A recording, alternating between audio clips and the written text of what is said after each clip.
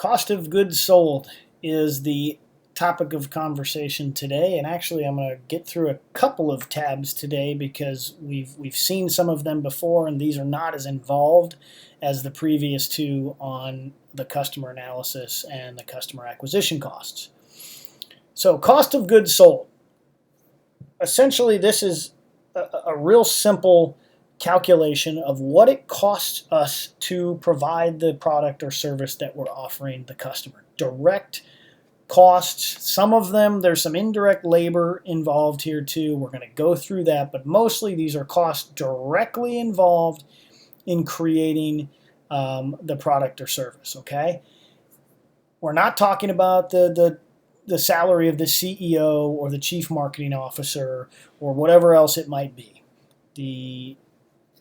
I'm going to ask you to fill out the blue area again, as usual, on this spreadsheet.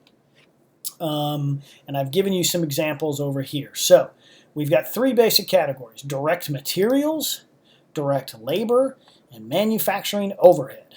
Some of this will apply to you guys, some of it will not. It's always fine to leave things blank.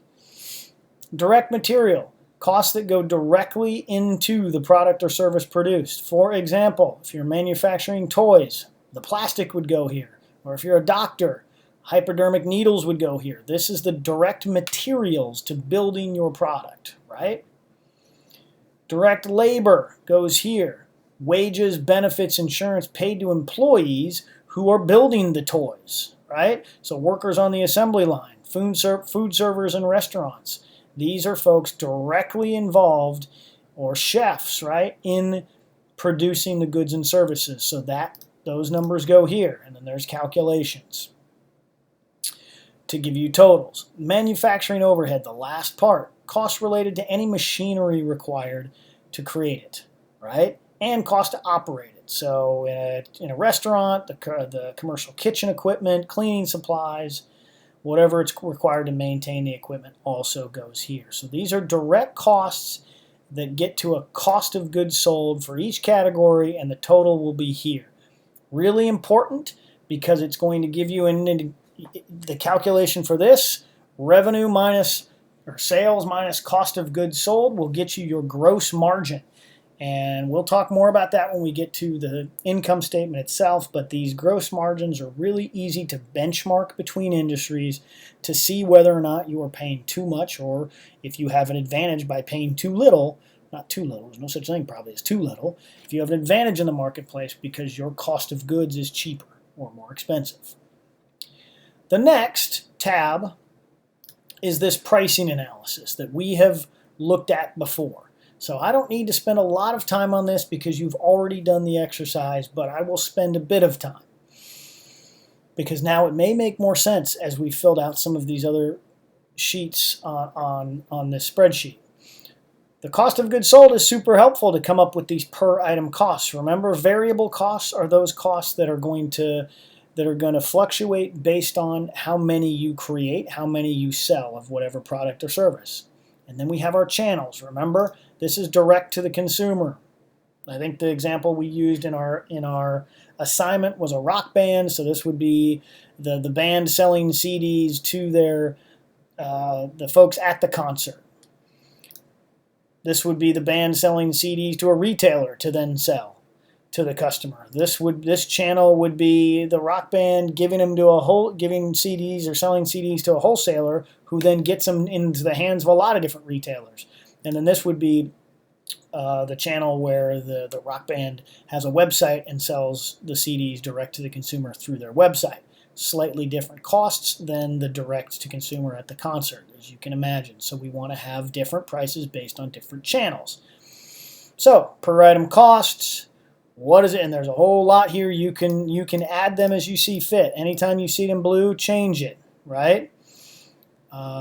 If your here's an example of one here. Processing internet orders does not exist in the direct-to-consumer channel, but it does in the internet-to-consumer channel. Packing and shipping, same sort of a deal. So be specific around prices for each channel, and there's room for you to add others. Fixed costs. These are costs that you're paying no matter how many you sell. You could sell none. The rock band could produce no albums, and they're still going to pay these costs regardless. Or they could do millions of dollars, and still these costs would be fixed. So think of this as if you're paying rent on a retail space or you're developing your website. These are costs that you're going to have regardless. Setting up your company, your LLC, whatever that is. And again, other categories that you can fill in. Then you're going to add your sales price for each channel. Maybe you try to experiment, and I've encouraged you guys, especially as entrepreneurs when you're starting up, to experiment with different prices for each channel, because there's no better way to get the answer to that really difficult question of how much should I charge for this product. And again, the pricing example we've talked through, remember the 3 basic categories: a competitive price, what other folks are charging, you need to be competitive. The cost plus price, what does it cost you to make it? What kind of a markup do you want? Or the value-based price, which is what are consumers willing to pay?